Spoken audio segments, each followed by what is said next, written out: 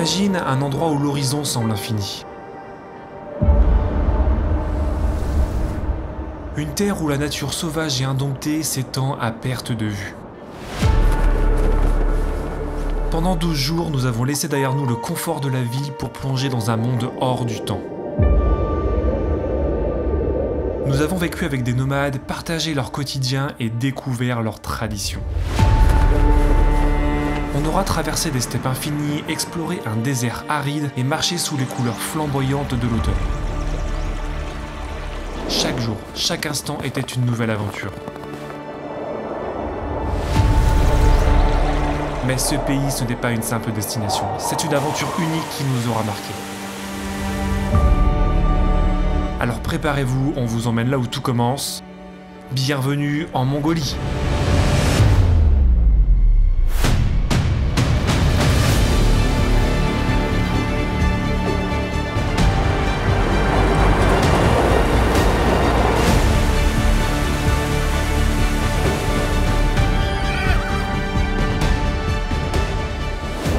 Yo tout le monde, j'espère que vous allez bien, je suis très content de vous retrouver pour une nouvelle vidéo. Ensemble, on va partir à l'aventure en Mongolie. Ouais, ce grand pays d'Asie centrale qui fait plus de 1,5 million de kilomètres carrés.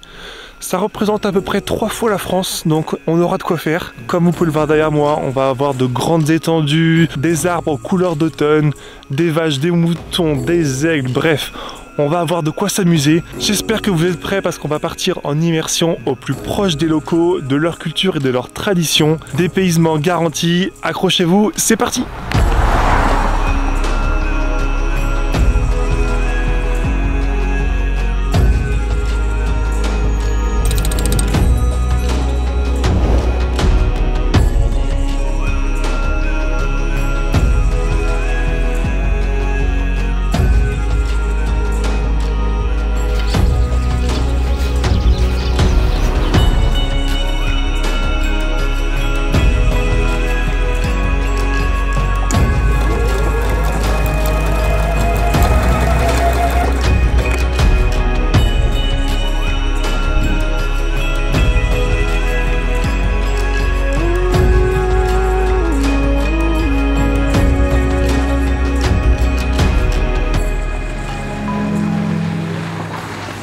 Ok les gars, on vient d'arriver dans une usine familiale où on fabrique des yourtes. Ici, il y a plus de 20 personnes qui travaillent au quotidien pour la fabrication de ces yourtes. Ce qui est assez ouf, je trouve, c'est que tout est fait à la main, de la menuiserie jusqu'à la peinture. En plus de ça, le bois provient de la forêt qui est juste derrière moi.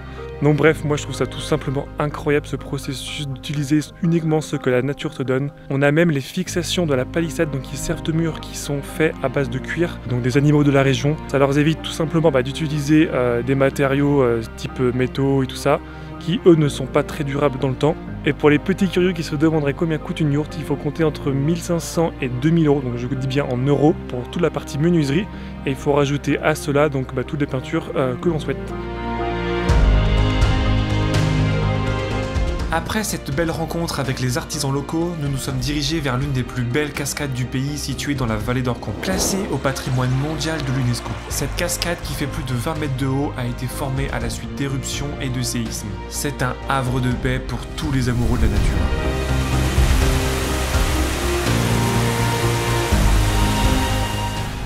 Ok les gars, on vient de récupérer notre petit logement pour ce soir. On dort donc dans une yourte chez l'habitant. Ça va être un sacré truc. On nous a annoncé des températures presque négatives. On va flirter avec les 0 degrés. Donc là, on a la petite cheminée et on va essayer de faire un maximum de feu avant d'aller se coucher. Et puis voilà, on va voir comment ça se passe.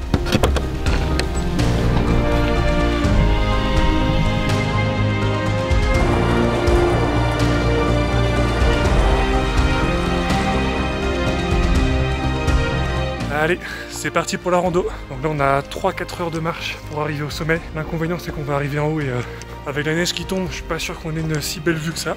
Mais en tout cas, ça nous fait une bonne petite randonnée. Et puis avec la neige, là, les paysages en forêt sont vraiment féeriques. C'est assez stylé.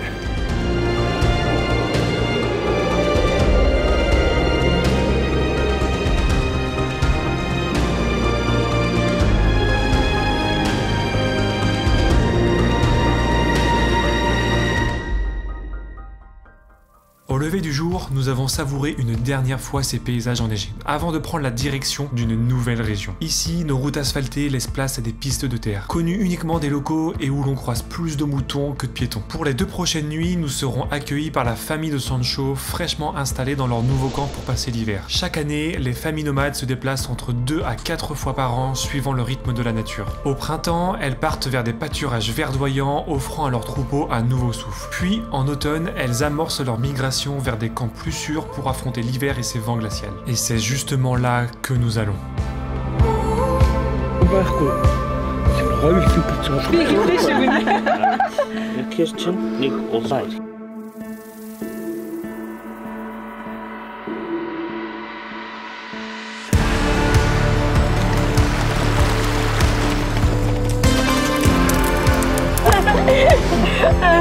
طاير كرسي لباشا طاير فين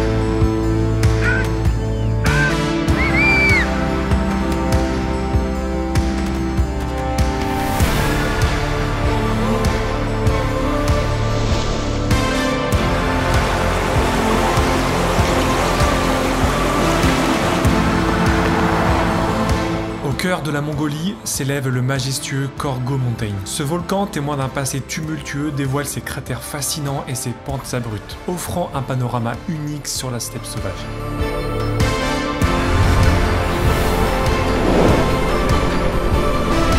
Alors que notre aventure se poursuit, nous découvrons un autre joyau de ces terres, Elsen Tazarkai, niché au cœur de la vaste steppe. Ici, le vent a sculpté d'impressionnantes formations rocheuses qui se fondent dans un horizon sans fin. C'est également là que se situe le désert du Mini-Gobi, nous offrant des paysages à couper le souffle.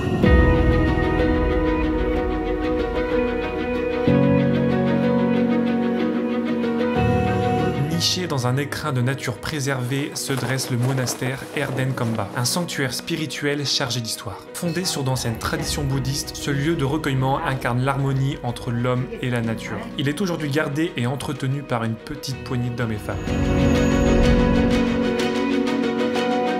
Pour nos 2 dernières nuits chez nos hôtes, nous avons assisté à l'anniversaire de l'un de leurs enfants et écouté les chants traditionnels mongols. Un moment empreint de chaleur et d'authenticité qui a marqué la fin de notre aventure. Durant ce voyage, nous avons été profondément touchés par l'accueil chaleureux de nos hôtes. La gentillesse des locaux, leur sourire sincère et la richesse de leur culture ont marqué nos cœurs et transformé notre aventure en une expérience inoubliable. C'est la fin de cette vidéo, j'espère qu'elle vous aura plu. En tout cas, moi j'étais très content de découvrir la Mongolie avec vous. Je me trouve actuellement dans le Mini-Gobi au centre de la Mongolie. Et comme vous pouvez le voir, je suis seul au monde et ça c'est vraiment cool.